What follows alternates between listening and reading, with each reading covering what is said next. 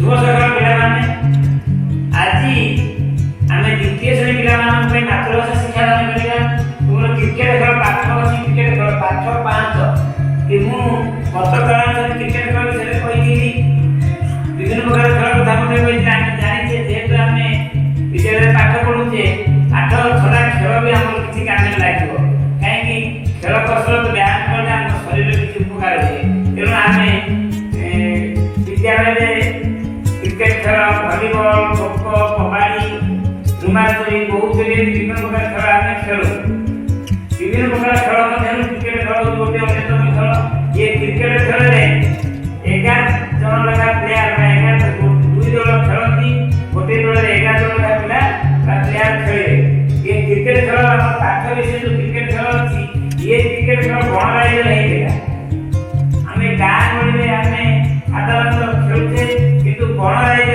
पशु पक्षी मान मध्य गोटे खेल खेलता तेणु मुझे पाठ पढ़ी तुमको पढ़ाई आउ थे कहीदे कौन ना जेकोसी कम आम है शुभ कम हो जेकोसी कम खेल हो गणेश पूजा हो सरस्वती पूजा हो आनंद फंक्शन वार्षिक उत्सव हो किसी सभा बसे कहीं आम सभा कले जाना किए को दायित्व नब किए को दायित्व ने क्या दायित्व दिहब किए से सुचारू रूप पालन करेंगे तेणु से गणराज्य पशु पक्षी मान जो खेल आरंभ होता क्रिकेट खेल पूर्व सभाटे बसी तेणु आम से विषय आलोचना आज आउे कहीदे जे खरा दिन आसुए वर्षा न थाए असह्य गरम पर्वत पाख पड़िया बिलुआ और ठेकुआ बसी क्रिकेट खेल आलोचना करुले बिलुआ कहला ठेकुआ भाई आम क्रिकेट खेल खेल ना ठेकुआ कथा हाँ कहला खेल पूर्व सभाटे बस कांतर रोकवा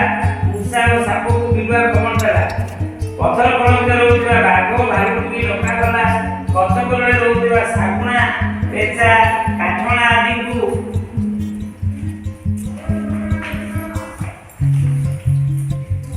पशु पक्षी को मांकड़ खबर देला बांधे जीव बेंक कईछ मकर चिमुड़ी को कपड़ा खबर देला सभा बसिला खेल दिन ठीक है बिलुआ गोटे दल कैप्टेन अन्य दल कैप्टेन ठेकुआ खाइबा बिस्कुट और सर्वत्र योजना है भालू कहला विजय दल को कौन पुरस्कार देवा हाथी कहला दर्पण देवा घर चटिया सर्व तैयारी कहला भालू बिस्कुट और दर्पण किणवार दायित्व देला मूषा बैट चेंज कला ताको काठना धरी साहाय्य कला गणी बॉल टी आनिला दुई दल जोरसोर खेल अभ्यास कले प्रतिदिन व्यायाम कले खेल दिन सकाळु भालू स्कूटर धरी बिस्कुट दर्पण आने गला मु कहि पूर्व काल गत काल कहि कोन हमर जे कोनसी काम हुए ता पूर्व सभा बस तेणु ये गणराज्य पशु पक्षी से मांकड़ बिलुआ ठेकुआ कईछ से जी होना कहीं से माने कौन करते ना खेल पूर्व सभाटे बसैले सभाटे बसैले कौन ना किए क्या खबर देला आम जमी गुरुजीमा कहते प्रति क्लास पिला डाकी आन से प्रथम अष्टम जाए सब पिला जड़े दुई जन बड़ पिला बड़ भाई भौणी जाए डाकी आनती कौटी वंदना रूम में आम सभा बसला बैठकता सेमती गणराज्य कले गोटे पहाड़ पाख पड़िया बस बहुत समय खरा दिन सरी जाइए खरा दिन सरीगला वर्षा दिन आसला खरा दिन सरीगला वर्षा दिन आसी मात्र आज भली वर्षा हो वर्षा तो हम वर्षा दिन हो वर्षा न हम ना कौन हम ना असह्य गरम हम तेणु असह्य जो गरम सही हम ना से भाया गरम हो पर्वत पाख पड़िया ठेकुआ बिलुआ बसते कौन चिंता कले भाई आम क्रिकेट खेल हम कि हाँ क्रिकेट खेल कौन कौन दरकार से सभाटे डका खेल पूर्व खेल पूर्व सभाटे बसला कौन कर ना गातर थी मूषा और साप को बिलुआ खबर देला जो मैंने गाते रोकते से किए बिलुआ खबर देला साप और मूषा को पथर फल अच्छी बाघ बाघ से भी गणराज्य पशु पक्षी से डकाला गछ कलर थी शागुणा पेचा डकाला कौन ना समस्त को डका सरला सभा बसला सभा विचार करागला खेल दिन स्थिर गला आम जमी आनुआल फंक्शन वार्षिक उत्सव दिन स्थिर हुए ସଭା ବସିଲା ପରେ ଦିନ ସ୍ଥିର କରାଯାଏ।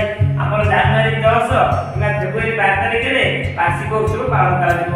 ବାର୍ଷିକ ଉତ୍ସବ ପାଇଁ ତମେ କ'ଣ କରିବ ନା କିଏ ଡ୍ୟାନ୍ସ ବା ନାଚ ଶିଖିବ, କିଏ ଡ୍ରାମା ଶିଖିବ, କିଏ ଗପ ଶିଖିବ, ଯାହା ଆମର হয় ପର୍ବ ତେବେ ସବୁ ଶିଖିବ। ଅଭ୍ୟାସ କରିବା ପାଇଁ ଆମକୁ ସୂଚନା ମିଳିଯାଏ।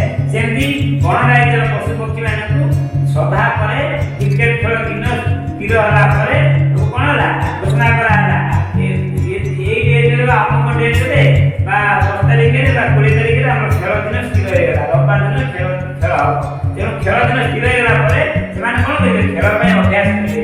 ତମେ ଯେମିତି କ'ଣ କରୁଛ ବାର୍ଷିକ ଉତ୍ସବ ପାଇଁ ନାଚ ଗୀତ ଅଭ୍ୟାସ କରୁଛ, ସେମାନେ ସେମିତି ଖେଳ ଆଗରୁ ଅଭ୍ୟାସ କଲେ ତାପରେ ଖେଳ ଦିନ ଭଲ ଖେଳିପାରିବେ ବୋଲି ଜଣାପଡ଼ୁଛି। ତାପରେ କ'ଣ ହେଲା ନା